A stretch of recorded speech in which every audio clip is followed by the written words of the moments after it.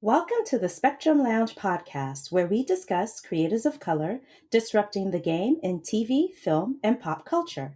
I am your host, Rebecca Theodore-Vachon, and on this episode, I am joined by Robert Young as we discuss the premiere episode of the Disney Plus original series, Falcon and the Winter Soldier. Hey, Robert, welcome to the Spectrum Lounge. Hey, it is great to be here. I love listening to the podcast, so it's kind of fun to finally get a chance to be on and talk with you. Yay! Yeah, I was like, I was like, I've got to get Robert on one of these episodes. Robert and I, we've known each other on Twitter for how many years now? Ooh, like 6 or 7, something like Six, that. maybe longer. Maybe, maybe. Yeah, Robert is like one of my favorite people on Twitter. He is unproblematic, a blurred, a black man who's here for black women. I love it. Definitely. I have never seen you say or tweet or retweet anything ashy or so I'm like, yeah, all right. That's my although we've never met each other in person Yeah, yet. So you're we one of the few people I haven't met in person. yeah. So I was like, okay, I gotta have Robert on because we knew Falcon and the Winter Soldier had been announced. I think it was 2019 at San Diego Comic Con, correct? Yep. I think, yeah. And so, because of the pandemic, there was a little bit of, I think it was supposed to air in 2020, right? But then things Yeah, I got, think so. It was supposed to be the first one out. oh, yeah. And then they made WandaVision come out Yeah. ahead of it, right? Yeah, they did. I think they couldn't finish up all the effects and stuff they needed to do for this, so they moved WandaVision up. Okay. Well, I actually think it's a good move. We'll see. But I mean, based on the reactions of WandaVision, a lot of people loved it. So I think it was a good, strong start. And I think Falcon and Winter Soldier, I'm hoping that people will keep an open mind because I saw some people, who loved WandaVision. And I saw things like critiques or reviews that were like, "Oh, well, I like WandaVision because it's not like the other superhero shows." Yeah. I'm like, but let me not go there. I'm like, let me not go there. Let me not go there. I was like, we Yeah. can enjoy all sorts of things. I love action and people shooting rays from their eyes or they like. I don't care. I love that shit as long as there's a story and it's Yeah. well written. Yeah, I have seen a lot of other people though, like, oh, this is the one they feel more comfortable with this one because it's more the Marvel Yes, they know, so they're really excited about this. So that's good. I think so too. Yeah. So we were able to screen the first episode. It will be dropping 3 a.m. Eastern time on Disney Plus, and people are going to be up Uh-huh. waiting. Yeah. Yeah, because I actually started doing that. Usually, I'm the sort of person who's like, if it comes out, I'll wait until the morning or lunchtime to watch it, or if I come home from work. But starting with the Mandalorian is what got me up at 3 a.m. Mm, I would literally set up my alarm, and I was like, because I can't wait. yeah. I got to see Baby Yoda. What are they going to get into this week? Yeah. I definitely started doing it for WandaVision because I couldn't even get on Twitter Oh without getting God. spoiled. So I was like, I'm not even gonna get on. I'm just gonna get up, watch it, and then I'll get on. Can we just? These people are the worst. They are the They're absolute they're worst. horrible. They're They're horrible. worse. Yeah. So I agree with you. That's why I had to do the same thing for WandaVision because people don't know how to shut up. So, but yeah. So anyway, Falcon and the Winter Soldier basically takes place, I guess maybe like a few months or maybe a year after Endgame, right? We know that one of the final scenes of Endgame, we saw Steve coming back as a very old man, Mhm. and he basically passes on the shield to Sam, and he was like, "You're gonna be the next Captain America." And so, Falcon and the Winter Soldier, that is one of the main storylines of Sam Yep. coming to terms with this immense legacy and Yeah, burden, and it's like, and how he deals with that. exactly. So I'll start with you. What did you think of the first episode of Falcon and the Winter Soldier? I thought it was fantastic. It was a little. I thought it was like going to be all action, to be honest, or heavily based on the action, and we got a bit of that. But Right. they really took a deeper dive into both of the side character or the main characters, Sam and Bucky's Mhm. background than I ever expected. and for them to, like, jump off like that, just digging in, got me excited. Be Yeah, yeah. because even after all these movies, we really don't know that much about these 2, you Mhm. know? So it's I think it's a great start to, like, really digging into their backgrounds. Right, right. So let's start. So let's take a few steps back, and we'll start with Sam. Right. Mhm. The character of Sam Wilson was introduced in Falcon and the Winter Soldier. He starts out as just a friend of Steve's. That famous opening scene when they're running around the Washington Monument. Is it? Oh, Yeah, yeah, the Captain Washington. America: The Winter Soldier, yep. Yes, the Winter Soldier, and we know that Sam is a vet, and he runs a sort of like group therapy sessions for other former veterans who Yes. suffer from PTSD, and then he becomes an ally. When Black Widow and Cap understand that they're up against that Shield has been compromised by Hydra, and he basically volunteers his service, and he becomes, I don't want to say a sidekick, more like a partner. I'm going to say a partner Yeah. to, yeah, to He Captain kinda America. played himself down Hmm. when he first introduced himself to Cap, Yes, yes. his background anyway, that, he was Right. the spec shot with this special equipment. Right. And he was like, yeah, and it was like, oh yeah, we've actually got this, these bionic wings and whatever. Yeah. And it was just like, oh, okay. Yeah, so we had the introduction from that, and then in Civil War, and well, actually, he was in Age of Ultron too. I mean, Yeah. briefly. Yeah, He was in. briefly. Yeah, but so what do you think as far as like the evolution of Sam's character up to this point in Falcon and the Winter Soldier, and particularly the MCU's take on Sam Wilson compared to, let's say, the comic book canon of Sam Wilson? How do you feel that the MCU has handled that I character? I actually feel like the MCU has handled a little better than the comics, because for the comics, Sam was a sidekick for a long time, and he Mm, really didn't become, a main character until the MCU Sam right. kicked off. And with the MCU, Sam, he was, in Captain America: The Winter Soldier, he played kind of a side role, but you got an ideal of his capability. But once Civil War came, Mhm. he had, his own like equipment, his own costume. Stark had hooked him up. I Yeah. think by that time he had the drone added Hmm. to his. So he What's his name? kind of, Red Wing, right? yeah, Red Wing. Yeah. He kind of came into his own in Civil War. Yeah. Hmm. And, even though he hasn't had like a large part in like Endgame and uh in Infinity War, he's always been at Cap's side. And, Hmm. him and Bucky have always had that great banter from jump, Right. basically. Or yeah, Yeah. well, at least starting in Civil War.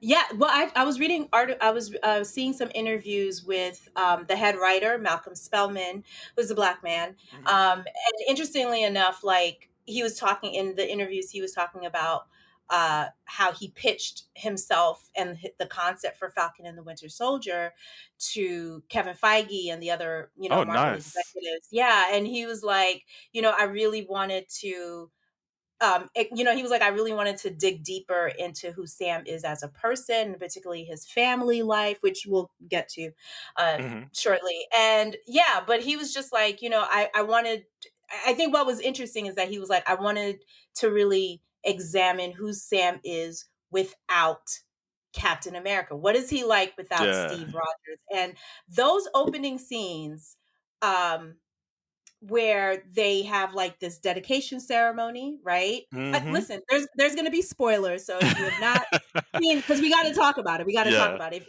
If you have not seen the first episode of Falcon and the Winter Soldier, please press pause and then come And back. then come back. Yeah. So I'll tell you what, the opening scenes where Sam it kind of takes the shield and he decides to donate it. I think it's the Smithsonian, right? Yeah. So Yep. we already had that Captain America exhibit that we saw in Winter Soldier, right? And Yeah, I think then that was first in Winter Soldier that they yes, showed that. they did, yes, and they actually had a little thing at the side with Bucky. Of course, in Winter Soldier, we didn't know Bucky was Winter Soldier, but because they were best friends. But Mhm. yeah, so Sam decides, and I felt and I agree with Malcolm Spellman, the head writer, with this. I agreed with the creative choice that he made. He was like, a black man taking on the mantle and the shield of Captain America is is very different than a white man Mhm. holding Exactly. that shield. And so I think, and especially for you being a vet, I'm sure you can add some insight into that, because you served in the Air Force. It's like it's this very love hate relationship of black people who have served in the military, and they love their country, a country that does not always love them back. Absolutely. So Absolutely. I just wanted to get your take on that opening scene, because it made me very emotional. I was like, Yeah, wow. it made me very emotional too because I've definitely felt a lot of the exact same things that Sam showed in that first scene. Um, I'm like proud. I'm proud. I served 20 years. I'm retired. Um, I, I I did a lot of really cool and interesting things, but to come home and to still have the police killing us and it's just it's always been hard for me to deal with that, and it seems like the longer I've been retired, the more and more it's hard to reckon with it. Hmm. Hmm. Uh, uh, I think now, 10 years being retired, I feel a little less and less proud of the 20 years I did in.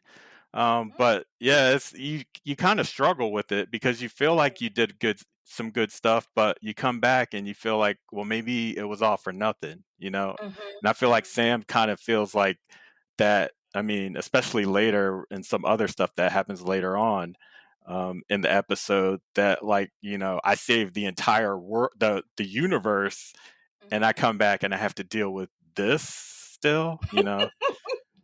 Still black. Yeah, exactly. Still black, save the universe, and I come back and have to deal with this. Right, right. And it was just so he decides, in the ceremony he gives back the shield. Mhm. He donates the shield to this exhibit, because basically he's like, I don't want to be Captain America. Like, so Yeah. that's the decision. So we left Endgame with him having the shield, and he kind of felt like, I think he says, it feels like it belongs to someone else, Yeah, right? that's exactly what he Um said. yeah, and so in this episode, now we realize that this is the decision that Sam has made. He decides that he does not want to take on the mantle of Captain America. He is still helping, right? Because I think Mhm. he's working with the military. Yeah. um and so he's still Falcon, but he was like, so I kind of like that idea of this black man who's like, let me be real, all right? Mhm. Yeah, yeah. Let's be real with who Captain America was, and Uh-huh. the fact that it's a very complicated history. And I think it would have been disingenuous if they had done this show, let's say, with a white showrunner, right? Yeah, oh, Who would agree. have just had Sam just running up and be like, "Yeah, I'll be the next Cap. I'll be the first black." And it's like, yeah, no, that's not. I don't think that's how a lot of black men would feel. They Yeah. would just be like, "This is a very complicated history." And I also loved, again, spoilers. I was very, very happy with that cameo with Don Cheadle as Yeah, Rhodey. I had that written down in my notes. I was like, Please, as soon as I let's talk saw about it. Rhodey, yeah. Yes, let's talk about that. Because I was like, I was just thinking to myself, I was like, in all the movies that they've been in together, they've rarely even interacted with each other, have they? Yeah, no, because they were on opposite sides. Because Rhodey Yeah. was Tony's friend and he was, Steve's friend. So yeah. Yeah, so that was deep to finally just get those two brothers that are both, Air Force vets, military vets, Mm-hmm. um, both pilots in a way. Rhodey wasn't a pilot, special ops pilot the way that Sam was, but in the end, they're both, combat air vets. And it's just really cool to see them have that real talk about Steve and Captain America and, carrying on the shield. What Mm-hmm. did you think? And I agree with you. I really like the scene because I think one of the things that I thought was really cool is the fact that um the MCU has, as particularly with Rhodey and Sam's character, Mhm. sometimes there's that stereotype like all black people know each other and Yeah. all black people think the same. And they don't, because I think back to that scene in Civil War when they were debating the Sokovia Awards, right? Mhm. And Yep. I felt that Sam and Rhodey both gave compelling arguments, but they didn't agree. Mhm. Yeah, They exactly. didn't agree. So it was like, respectfully, Mhm. Yeah. this is what I think. Rhodey was like, yeah, we do need to be put in check, and these Sokovia Accords can help us to regain the trust of the public. And Sam was sort of like agreeing with Steve, where like sometimes we need to go places they may not want us to go. Like so, which is what I love Civil War. That scene is just one of the best. Just And debating because the interesting thing about that scene with those yeah. 2 is, like, their military backgrounds Mm-hmm. kind of play to that because Rhodey is a pilot, and pilots are, like, checklist oriented, and, Yeah. they're, like, really by the book for the most part. There's you get the whole Top Gun Maverick thing, but most Mm-hmm. pilots, at least in the Air Force, they're really about like following, to the second and checklist oriented. Whereas Sam was a special operations operator, and that's doing Oh. stuff on the fly and being Mhm. able to adapt. So I feel like that kind of played to their backgrounds. That's interesting. I never thought it. See, this is why you're on the show. No, I definitely see that. Yeah, because Rhodey is very, because that's why Rhodey's friendship with Tony is actually very interesting because Hmm. Tony is very impulsive. Yep. Because we saw that in the first Iron Man. Well, that was Rhodey 1.0 with Terrence Howard. Which, by the way, That was Beta Rhodey. I didn't think that he did a bad job. I actually like Terrence Howard's take on Rhodey. I Yeah, like, I didn't think he did a bad job either. But no, and I definitely like, I oh, like Don the Cheadle. new Rhodey better. Don's Oh, better, yeah. oh yeah, yeah. Because I think because Don Cheadle he's very smart and he's on his toes. The same way like Robert Downey Jr. is very Mhm. off the cup with the quips. Don Cheadle is the Exactly. exact equal. You know what I mean? Yep. But yeah, I never. But yeah, even in the friendship with Tony and Rhodey, like Tony's a hothead. And he's like, I want to do this, and Rhodey be like, maybe we should think Mhm. this. You know what I mean? Think Yeah, this he through. reels them in. He reels them in. So and of interest, Rhodey. I mean, sorry, the Rhodey character Don Cheadle is getting his own Disney Plus series Yeah, called that's Armor Armor Wars, Wars. right? Yep. I cannot tell you how freaking excited I am for this because you and I have had these conversations, and I was like, going forward in Phase 4. I mean, Kevin Feige said this too that he really wanted to lean into more inclusion and diversity, and we see that with the rollout with Captain Marvel 2, Mhm. with the Shang-Chi, Yep. the Shang-Chi movie that's Shang-Chi. coming out, and the Eternals is a very inclusive cast. So I'm very glad. Like, some people say things, they give lip service, but then it's like, okay, where are the black people? Where are the Asian people? Where are the Yeah. Latinos? And I do feel that Disney is putting their money where their mouth is. So, Yeah, and I feel um, like in Armor Wars, you think we'll get to mm, see Lionheart in that? man, I hope so. Got to. Got to. I mean, she fits right in there, right? Yes, because and she's getting her own series too. Exactly, yeah, so So that'd be a so good we're way to intro her. I think so too. Like when I watched Spider-Man Far From Home, and they were just like, "Well, who's gonna be the next Iron Man?" And I'm like, "Why y'all acting like Rhodey's not there? Like, why y'all? I You know, know what I mean?" yeah, It was exactly. like I was like, "All right," but yeah, I am glad to see.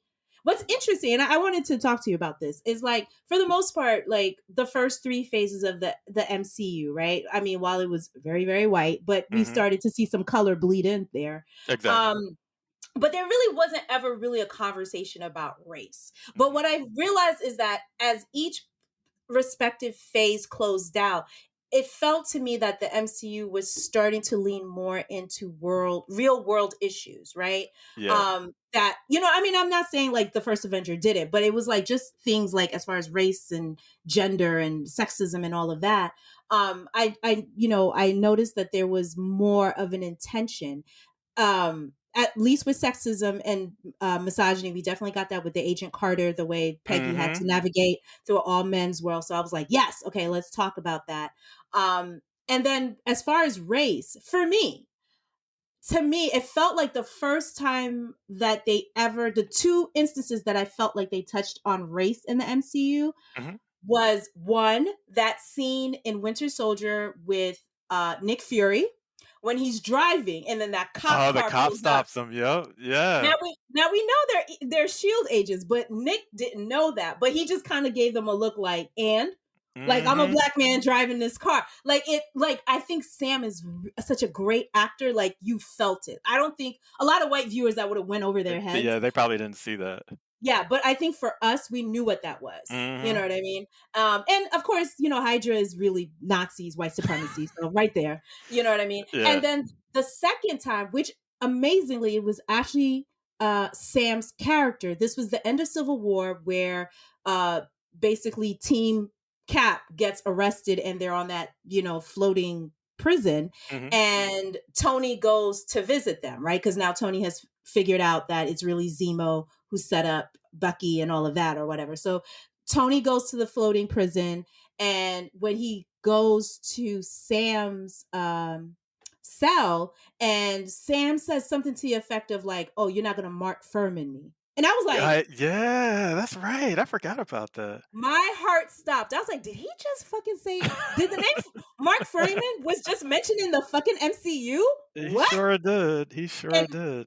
for anyone who doesn't know, Mark Furman was one of the white cops who was, during the O.J. Simpson trial, and it came out that he was quite racist and had a really bad track record in, harassing black people and arresting them or whatever. Mhm. So I was just like, huh, all right. Okay, Sam. All right. So then it was a question. And then of course Black Panther came out and that was just like full on blackness. Right. Um, but yeah, but like with the first episode of Falcon and the Winter Soldier, I feel like there is now a commitment. Mhm. Like Yeah, we're me gonna too. talk yeah, like we're gonna talk about racism, okay? Mhm. In this Marvel Cinematic Universe. We need to see what that Right looks up like. front, right from jump. Yeah, yeah. I was like, wow, this is all right. So let's talk about Bucky. So we've talked about Sam. So Bucky, the character was first introduced in, of course, Captain America First Avenger. He was Steve's best friend, and during a mission, he was shot and dropped off a train, and so we thought he died, right? Mhm. And then come to find out in Winter Soldier that he had actually been recruited by Hydra and was sort of like this master assassin. So he's like this 96-year-old assassin. Mhm. And they're like, he must be myth because who can live that long, killer, going around killing people or whatever. But I just wanted to get your thoughts on, as far as like Bucky's character, sort of like his evolution, and also for me, I feel like Bucky is very much a stand-in for like PTSD, right? Mm, So what are your definitely. thoughts? Yeah, what are your thoughts on Bucky's character? Yeah, he's it's kind of weird because he seems to me he's like a character that he feels like he's come a long way in one sense, but it also feels like his his shady background of being uh mind controlled and being an assassin just constantly keeps popping back up to his life every time he Mhm. tries to like move past it. So it's yeah, I mean he's definitely he just kind of wants to be left alone at this point, but that background just keeps coming back to haunt him. Yeah. And I actually appreciate that because I don't feel that it would be right Mhm. to just take Bucky and just be like, all right, because the last time we saw him, well, before Infinity War, at the end of Civil War, he was in Wakanda, and they basically Right. used Bucky asked for that, and I thought that was such a powerful scene where he was like, I'm a danger to myself and other people around me, Mhm. and I need to be taken out of the equation. Yeah. So he's, put in this pod, like a cryo freeze or whatever, where they basically worked their Wakandan tech magic to deprogram him, right? Mhm. Yep. Um, and then it was just sort of like, I appreciate the fact that he is still haunted by that, and Mhm. and and has a conscience, because some characters could have just been like, well, it's not my fault, I mean, I was just brainwashed, was it my fault, Hydra, ha ha ha. Yeah.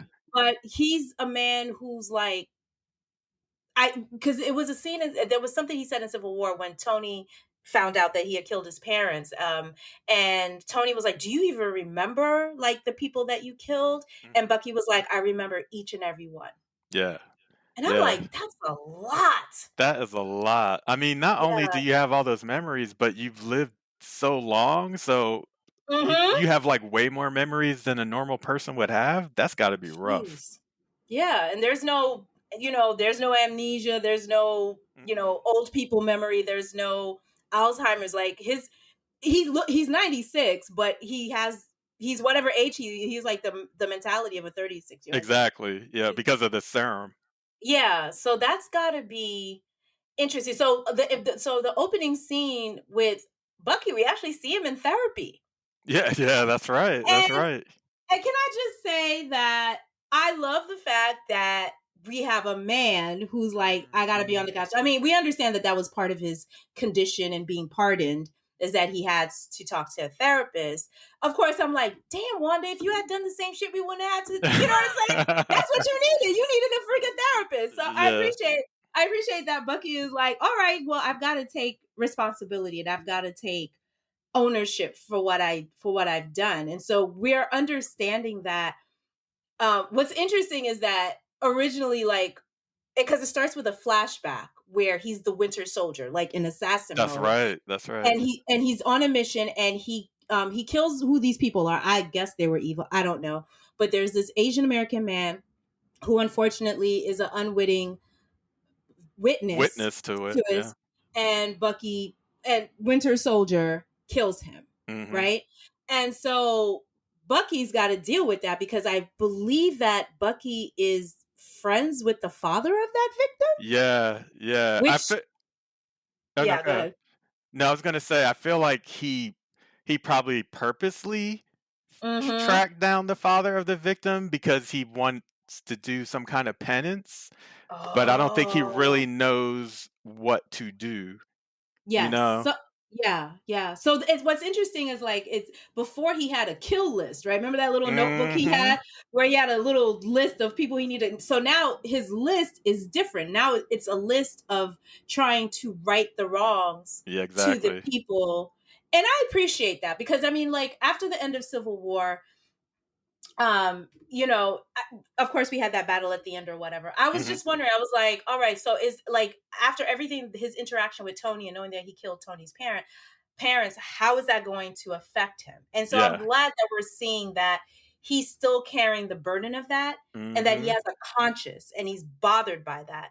um I mean, we could have a whole other conversation as to why he's not in freaking prison, but let's not go there. Because that's Yeah. another thing, you know what I mean? But I guess they figure, yeah, we might as well be able to keep an eye on you. You know what I mean? Yeah, I Yeah. think I was talking to you earlier and saying that it reminds me of the whole thing with the Black Widow trying to clear the blood out of her ledger, and he's Oh, doing yes. the same thing. Yeah.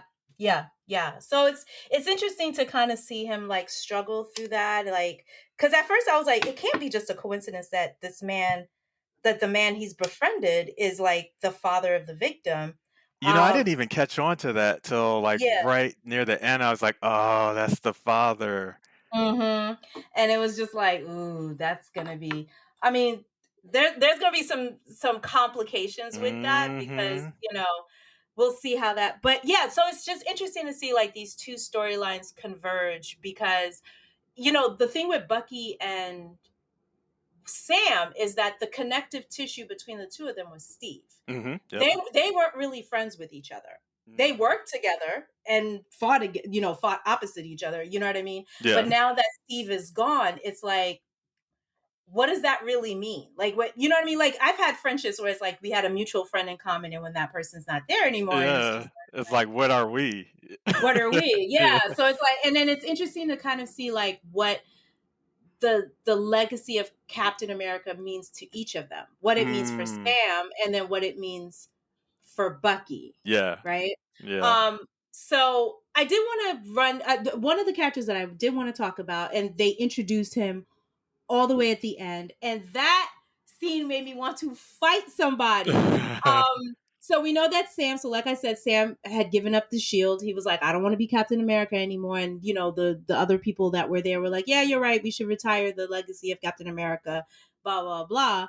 And then his sister turns on the television. She was like, "You need to watch this." Mm, And it's that same old white dude who said that they should retire Captain America. Now he's giving a press conference talking about, well, we need heroes. We need new uh-huh. heroes. And then out comes this man.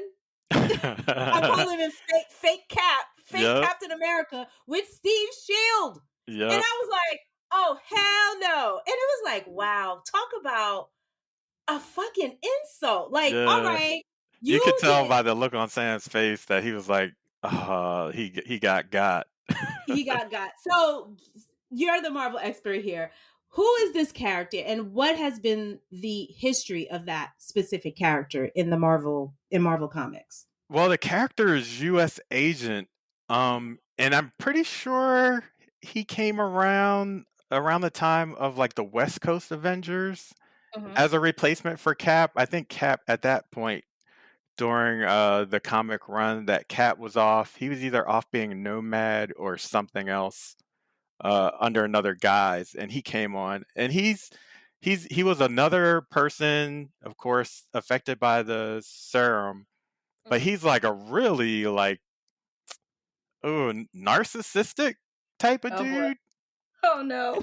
Yeah, yeah, he was like really like, why would you even want this dude to be Cap? So Mhm. he's like a different kind of dude. He actually carries a gun also too. So which What? kind Oh of goes a god. lot. Yeah, yeah. I don't know if you noticed it Mhm. in the episode, but yeah, he has a Mhm. holstered gun Mhm. also along with the shield. So which kind of fits America, to be honest, right? Hello. You know. So yeah, so I'm really interested to see where they go with that, like especially with the whole gun thing, Yeah. along with his like he's really like reminds me of like what Captain America would be like under a Trump, you know, Yes. government. Right. That's kind of the vibes I always got from him in the comics. Mhm. I was just sitting there like, I know Sam must have been like, all right, so let's talk about the fact that number one, the original Captain America said that I was good enough to carry his mantle, but I decided not to. So then you bastards just picked some guy. Because here's the thing, and I'm sure Sam was thinking it too, is Hmm. the fact that when he said he didn't want to be Captain America, they didn't fight for him. You Nope. you understand what I'm Nope. saying? It wasn't even like, Yep. no, no, no, Sam, you should take the mantle up. You know what I mean? Yep. It was sort of like, oh, here, thank you, colored man, thank you. We'll Hmm. take it from here. So it was just, it's almost like a dismissal of Sam. Like we don't, like in a low key, like we don't even think a We black didn't man is want you worthy. anyway. Okay, and I was like, wow, that is. Mhm. So I'm already ready for episode 2, but that just made me like, damn, like I it feel was I so feel like they didn't even wait a day. Like I know it was probably more than a day. It's yeah. probably at least a couple days, but it feels like he just like turned around and gave it away. Jeez, I was like, nah, this is not cool, yo. And No, not at but all. it's like in that episode, like I've seen Sam in all of the MCU movies, but I feel like this episode is the closest that I've ever felt to him, and I Me think too. a lot of it has to do with the fact that there is a black man writing for him, that there are black writers behind Mm, it, and it's like just seeing him like suffer a little, like a million little indignities and microaggressions, like just. mhm. You know what I mean? Like the scene with the bank, right? Yep, exactly. Um, so let me just say first that one of the things that I really loved about Falcon and Winter Soldier is we are opened up to Sam Wilson's family. We understand that he is from the South, I believe Louisiana, right? Yep. And his family, they're fishermen. And Yeah, I so think there were it's shrimpers shrimpers. probably. Yeah. Yeah, and so it's this boat, and he's coming back. So after all these adventures we've seen him in from phase 2 and 3, he's coming back to like normal everyday problems. Like his sister, he has a sister named Sarah Wilson, played by the wonderful Adipera Uduye, and I already know that she's gonna steal this damn show. And so she's been running the family business, and she says this in the conversation. She was like, "I thought this was the deal. The deal was you go off and be a hero, and Mhm. I run the family business, and you don't tell me what to do, okay? I don't tell you how to be Falcon. You don't tell me how to run this Yeah, ship. You exactly. know what I mean? How to run this business." And so I love the relationship between the two of them because she is not intimidated by him. You Nope, know, a not lot of at people are like, all. "Ooh, you're Falcon," and she was like, "Whatever." You know what I mean? Like she was just like, and she's not afraid to stand up to him and whatever. And but yeah, so basically we find out that the because of the blip, the 5 year blip had affected her. She was raising her two sons on her own, and so I think they go to the bank to get a loan because she was like, "This boat is old." Yeah, Sam didn't yeah, want to get a new boat, but she was like, "Listen, we can't grow the business with this. We need something newer, more up to date, whatever." So they go to the bank to get a loan, and the loan officer first is like some Falcon fan where he's like, "Oh, fanboy, yeah. yeah, like, oh my God, whatever." And then he sits there and he denies them the loan. I was like, because then he starts Mhm. asking like these questions like, "Well, what was your income?" And Sam was like, "Well, I didn't have any income the last 5 years because I wasn't freaking here because I was blipped." You know what I mean? And he was like, "But I am working." But he was like, "But I am working with the military on special ops, and this is my future." Because Sam, I guess, did some sort of sheet or expense sheet where he was like, "This is the income that I will be bringing in," right? Right. Yep. And this guy, this loan officer was like, "Nah." Nah, nope. Wow. Mm. I really sat with that scene. I had to pause it. And I had to really sit with that. Yeah, me too, Yeah. kind of because I wasn't expecting to see a scene like that, you know? They haven't really touched on stuff like that at Mhm. all in the Marvel stuff, so that was really heavy. Whew. I was just like, and because the thing is, Sarah kind of was like, I think Sarah had already She walked knew in. it. She knew what age was gonna. But Sam has a certain optimism, right? He was like, Mhm, I'm an Avenger. Like I've saved the world. Like how many times? mhm. Of course, you guys are gonna give me a loan." And it just, what was that old joke? What do you call a college educated man with a college degree? What do you call a black man with a college degree? The N word, Oh, right? yeah, yeah, That yep. that. So what do you That's call a black basically man? what played out. Yeah. So what do you call a black man with a superhero suit? Yeah. You know what I Yeah, mean? The N word. And I was like, oh my God, this is terrible. and on top of all that, to be asking Mm. for selfies. Like, Okay. what? Just no self-awareness None at whatsoever. all. And it just felt like that scene felt really grounded to me. Like I was like, all right, so we're gonna talk. So finally, the MCU, we're gonna talk some real shit here. Mhm. And I'm really excited to see what these next 5 episodes are Yeah, me going too. to bring. So let's talk about some theories. There's a lot of theories going on, same with WandaVision. But we've watched all this, we've been reading the articles and we've been following all the trailers and the promos and stuff. And I remember late last year, they had announced that Carl Lumbly, wonderful African American actor. Carl Lumbly is GOAT to me. A lot of people, Mhm. I'm showing my age, but Carl Lumbly was actually one of the first black actors to play a superhero of sorts on primetime television. He had a show called Mantis. Do you remember that? Oh, yeah. He Yeah, was I this definitely remember that. he was Carl Lumbly played this brilliant scientist who was injured. I don't know if it was a car accident, but he becomes paralyzed from the waist Mhm. down, and so he uses his genius and his technology to create this suit called Mantis, which allows him to walk, fly, fight, all of that. And what was interesting was like I was actually able to find like the first episode on YouTube somewhere, Really? and let me tell you something. This show came out in the 90s. They were talking some real shit. Really? They were already talking about racism in the first episode. I was like, "Oh, okay." Wow, Imma have to dig that up because I do Yeah. remember that series, and I'm pretty sure I saw it because Yeah. I was trying to watch anything superhero related back then, but I'll have to check that Absolutely. out. Yeah, anybody, if you have a chance, Google Carl Lumbly, Mantis. Try to see if you can find the episodes. Come back to me. Let me know what you think. And also, Carl Lumbly is known as voicing John Jones and Martian That's Manhunter right. throughout the entire run of Justice League and Justice League Unlimited. He's pretty much every black actor that they've gotten to voice John Jones and Martian has been a win for me. I love Yeah, all of them, but Carl Lumbly, he's like, he's been there the longest or whatever. So, yeah, he's got um, a pretty distinctive voice too. he does. So yeah. So anyway, it was announced late last year that Carl Lumbly was going to be in was going to be in Falcon and the Winter Soldier, but his role is undisclosed. If you go to IMDb, he's in it for one Hmm. episode. He doesn't have a name. He doesn't. So I was like, is that so I was thinking, and other people, that's been the internet theory, is that he might potentially be uh Isaiah Bradley. Isaiah Bradley. Yeah, Yes. yeah. So give us the rundown on who Isaiah Bradley is. You know what? My Isaiah Bradley info isn't. You know, like I know Isaiah, but I didn't Mhm. read many of the series where they go into his background, so I'm not as up on him as I am like Falcon and stuff. Right, So right, I'm kind of excited myself to get right. some of that history on that. You know, I do know that he was the first Captain Hmm. America. Yes, Correct me if I'm wrong. yes. So I do know that much, but I don't know like his origin story of like how he became the first Captain America. Right. So, basically Isaiah Bradley, there was a comic book that was written, I want to say it was like 2005. And That it was sounds right. called yeah, and it was called The Truth.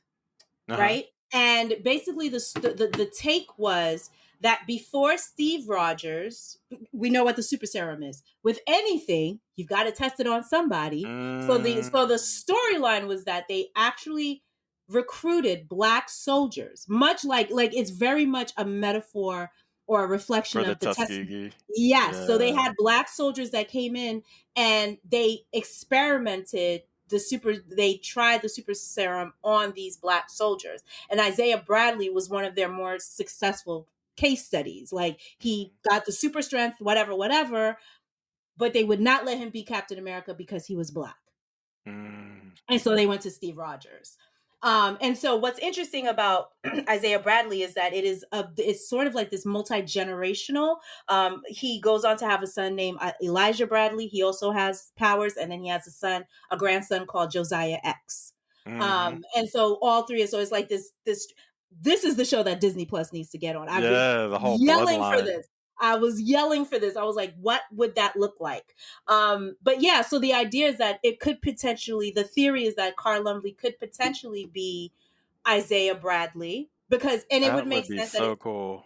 yeah, and it would be like, I'd be like, okay, I'd be interested to Mhm. see that. But then the question is like, and I'll ask you this. So then the question is this: could Marvel, because we know that that the MCU is leaning in more towards racism, right? But Mhm. if they do tackle the storyline of Isaiah Bradley, the question is, does that cast a shadow on Steve Rogers and the basically the legacy of Captain America? Because if they decide to tackle that storyline, and it's like, well, they experimented on black men, and these were some of the side effects, and the one black man who was able to have the same exact powers as Steve was told, take a seat because you're black. I Yeah, mean, what do you I think? don't I don't think it would I don't think it would affect Steve. Uh, Yes. I don't think it would affect Steve's legacy because Steve wasn't involved with that, you know? I Mm-hmm. mean, I think Mm-hmm. it would kind of put more shade on the US government, Yes. legacy, but since Steve wasn't like directly involved in it, I think his legacy is, kind of solid no Mm-hmm. matter what. Mm-hmm. But but wow, that would be so awesome if they did tackle that. Right. And Oh, and I by the feel way, like yeah, go ahead. and I was gonna say I feel like it would be good for Sam, somebody who was just struggling with, you know, taking the legacy of Captain America on to talk to, this Isaiah Bradley who was actually the first true captain, that would be an Mm-hmm. awesome interaction.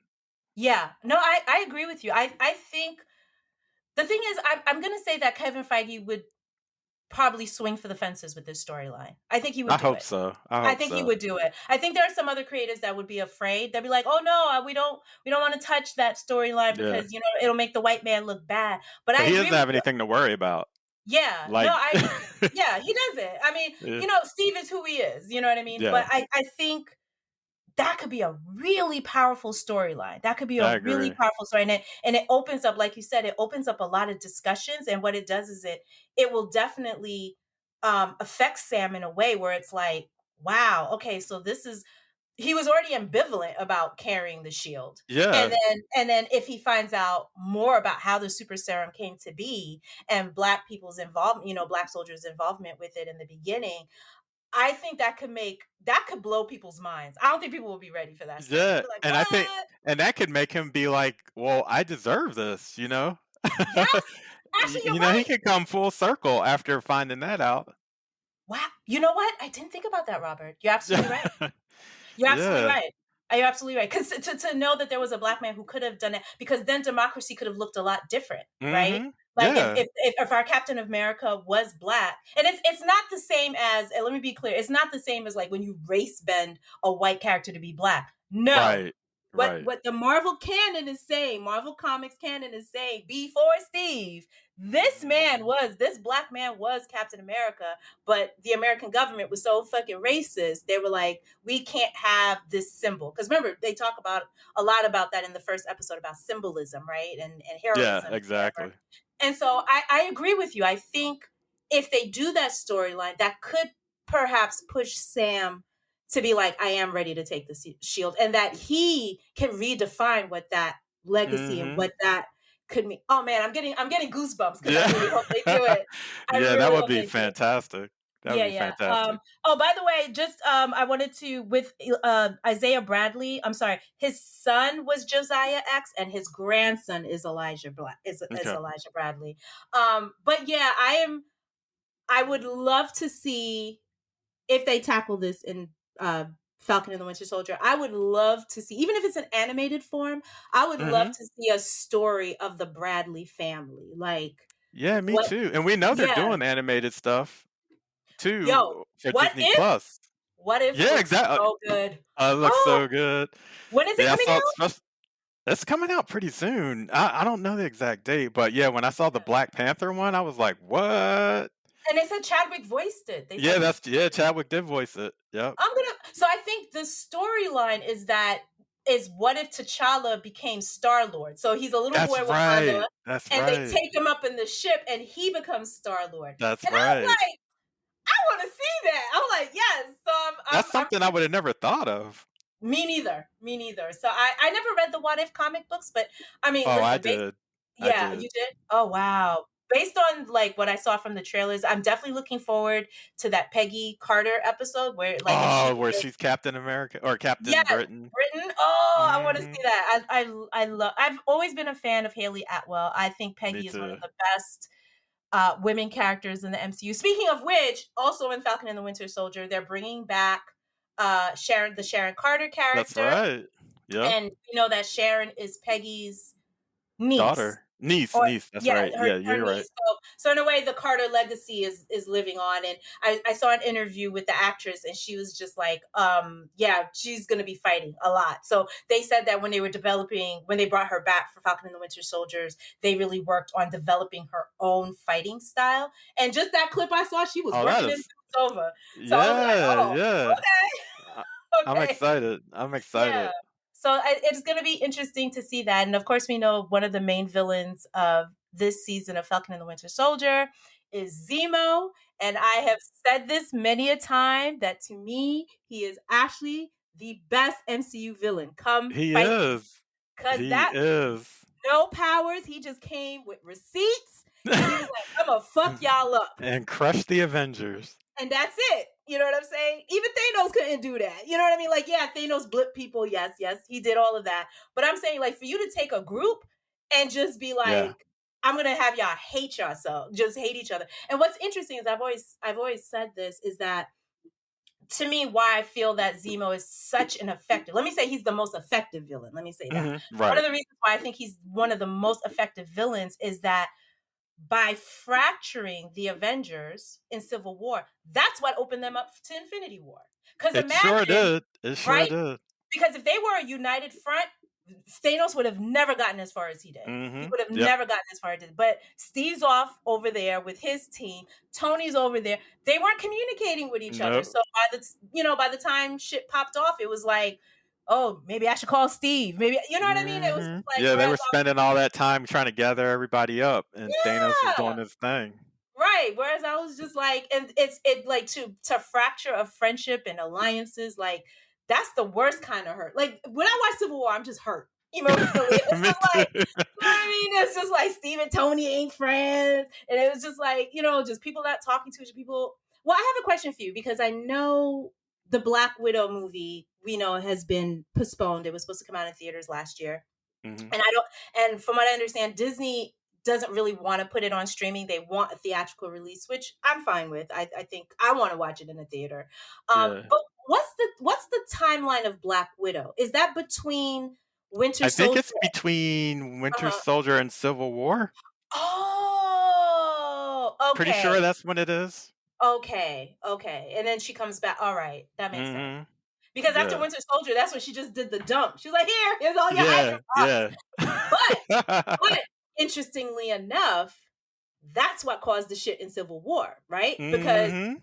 That was in the in info dump that pulled out the Stark mhm, yes, assassination. Yep. yes, yes. And so I don't think they were looking. So I'm guessing that well, actually, when I went back and watched Winter Soldier, they had already dropped sort of an Easter egg of what had happened to Stark. Because remember when they went to that military base Mhm. in New Jersey, and then what's his name, Dr. Zola, the Yeah. Hydra doctor, Yeah, the one and with the z in the computer. yeah, and then that's when he was like, "Oh, you thought you got rid of Hydra after World War II, but we were embedded within Shield because we find out that Shield, oh God, had recruited Hydra scientists, much like the American government had recruited Mhm. Nazi scientists with their space program. And so they Yep. embedded themselves in Shield and grew like a freaking cancer. And so there's a scene where he was like, Zola was basically saying like, "Oh, we've been basically shaping all the Mhm. events." And then there was a flash of a newspaper Yep. where it said Howard Stark dies in car crash. I missed that Yep. until I watched it 2 weeks ago. So I was like, so that must have been in the file, right? And then Mhm. and then all the stuff of how they brainwashed Bucky. And I was like, girl, you don't even know what you said. Why did you do that? I mean, I understand why Black Widow did it because she was like, we needed transparency. Um, Yeah. but Yeah. yeah, but Zemo had time, right? He did. He had all the time. His family was gone, so he had He all the time. he's scary to me because he's someone he's not moved, like he's not impulsive. He is very, very methodical and And he's got very nothing to lose. at all. And those are the people you need to be scared of. Mhm. Yeah, Yeah. exactly. Yeah. So and they brought back Daniel Bruhl. So I'm really excited to see what his take on Zemo this time will be. I understand that he will actually be wearing the Zemo costume with the purple mask and all of that. Mhm. And then I know that there's this other faction. They're also, I don't know if they're villains or heroes, but they're the people with the black mask with the red hand on Yeah. their face. And from what we saw from the first episode, it looks like some of them have special abilities. Yeah, that's what it looks like to me. Yeah, so we're gonna have to see where that leads. Mhm. So, well, yeah, I mean, so I'm hoping everybody will tune in. The first episode of Falcon and the Winter Soldier will drop on Disney Plus, 3 a.m. Eastern time. So it'll be really interesting to see what the conversations. Yeah. Oh, I can't wait. I can't wait. It's that total Friday morning around the water cooler action. Oh, well, luckily we saw it already, so nobody can spoil anything for Yeah, us. that's true. That's true. But I'm gonna get in the habit, so I'm gonna get up and watch it again anyway. I think so too. Yeah, so we'll have to. So I will have to bring you back because so there's 6 episodes. I'm going to be looking for the episode with Carl Lumbly because I want to bring you back to talk Mhm. about that one because I want to see what the. Well, actually, I'll tell you what. When I was looking at the post credits of Falcon and the Winter Soldier, you notice there were like a lot of there were like collages of Yep. like of newspaper clips. Yep. I saw Carl Lumbly's face in there. Oh, okay. Like it looked Alright. like a military file. Let's go there. Let's go Let's there. I'm excited. So thank you so much, Robert Young, for Yeah, joining me. anytime, Thank anytime. you. And thank you, listeners, for tuning in for another episode of the Spectrum Lounge podcast. See you on the other side.